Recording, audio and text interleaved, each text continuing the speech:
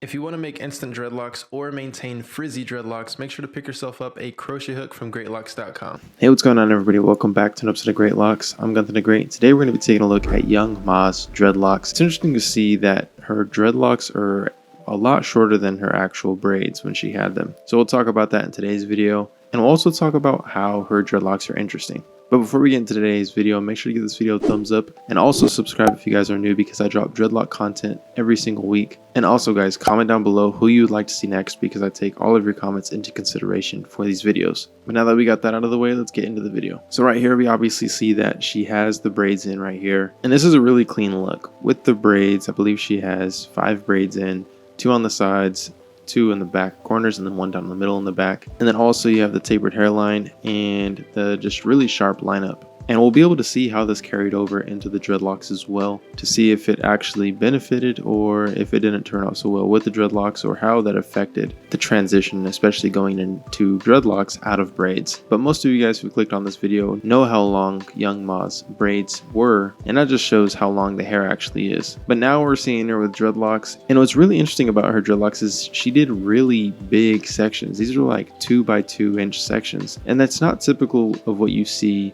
especially with this hair type. Considering her hair type being about a 3C, maybe even a 4A, which is a pretty tight curl pattern, which you didn't really get to see most of it because her hair has been long pretty much ever since her fame. So we haven't really seen her actual curl pattern growing into a long hair, because we typically saw her with braids, and if it was outside of the braids, we usually seen it hot ironed. So we haven't really seen the natural hair type. But looking at the dreadlocks and even looking at the braids as well, you're able to see the hair type, which is, like I said, most likely a 3C.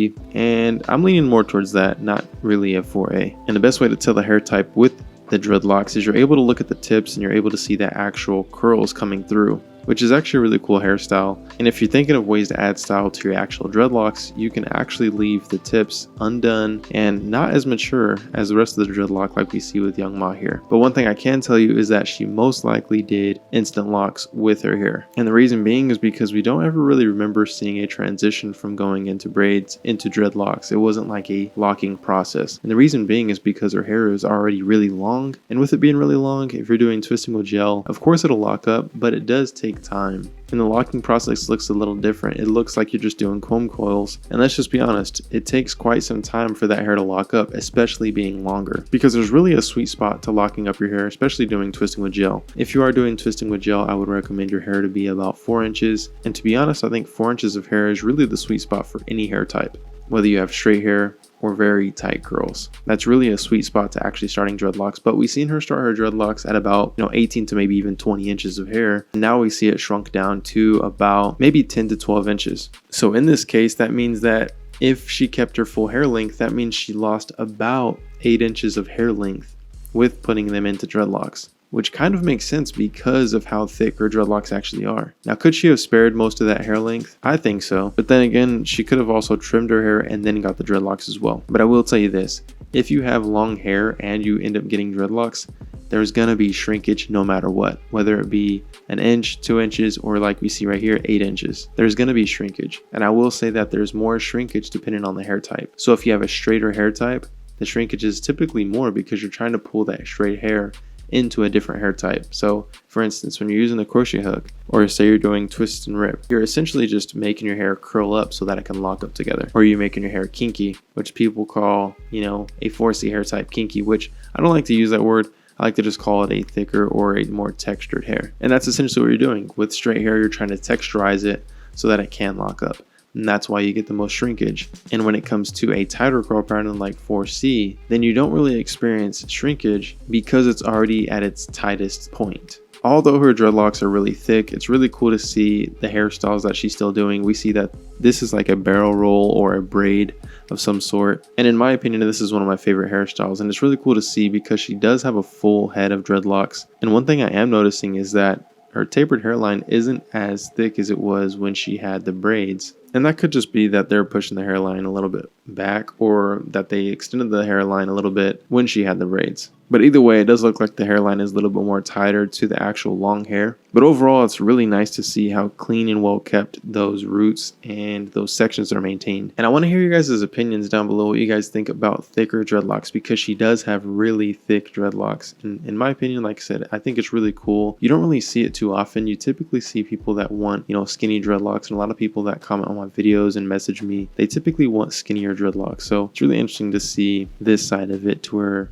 it's going in a thicker direction. And in my opinion, I think thicker dreadlocks actually resemble the actual lock itself a little bit better, because I would say back in history, locks looked more, thick and more natural than they do now, very maintained. And that's just because of time and the tools that we have now, like the crochet needle, like the interlock tool, like the locking gels we use now. All that allows us to actually make the dreadlocks look the way that we want them to look. But it is cool seeing Young Ma's dreadlocks because they are so thick. And I would encourage you guys, if you really want to get a different style of dreadlocks, a thick style of dreadlocks actually makes them stand out a little bit more, in my opinion. Now in this photo, we're able to see like how messy the hair actually gets, which actually reveals her hair type a little bit even more. And it helps you to understand, yeah, this is most likely a 3C hair type. Based on the frizz that's on the top of the head, this is very common, especially with this hair type.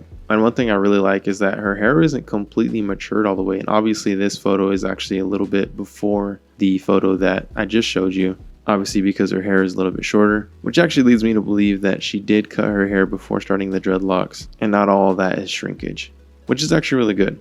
And I definitely understand, because starting dreadlocks when your hair is really long is very interesting, because you have to think about it, you're changing the hairstyle completely without any progression in the middle. And what I mean by that is typically when you have dreadlocks or you start them at a short length and then they grow into be what they're supposed to be. Versus when you start dreadlocks with the long hair, then you start them and then, they mature over time, but they're maturing in a long state already. So it's just different. But I will say that the dreadlocks look really cool. I really like the thickness of them. Like I said, one thing that's also really cool is that you can see the texture of her hair type through the dreadlocks. And that typically happens when you're not maintaining the hair all the time and you're allowing yourself to wash it, very frequently to allow it to lock up. And the more you wash your hair, the more your hair type is actually revealed through your dreadlocks. And you have to do that during the beginning stages. It can't be completely mature before you're doing that. And that takes a lot of patience, because when you wash the hair, it sometimes will unravel. But what it does at the same time, it allows it to actually become tighter and lock up even better. And on top of that, like I said, it reveals your hair type not only on the tips, but throughout the lengths. We see that in some of the dreadlocks in the front here. But you guys, that's Young Ma's dreadlocks. Let me know what you guys think down below. And like I said, comment down below who you'd like to see next. And don't forget to go check out Greatlocs.com for any dreadlock tools that you guys need. We are releasing a new product really soon, most likely next month. So keep your eyes peeled for that. But other than that, I'll see you guys next time. Peace. If you want to start your dreadlocks or maintain the dreadlocks you have, make sure to purchase the class and you get the locking bundle for free. Now the classes are online, so you can do them on your phone, your tablet, or your computer. All you have to do is go to Greatlocs.com, sign up for an account, purchase the class, and get to learning.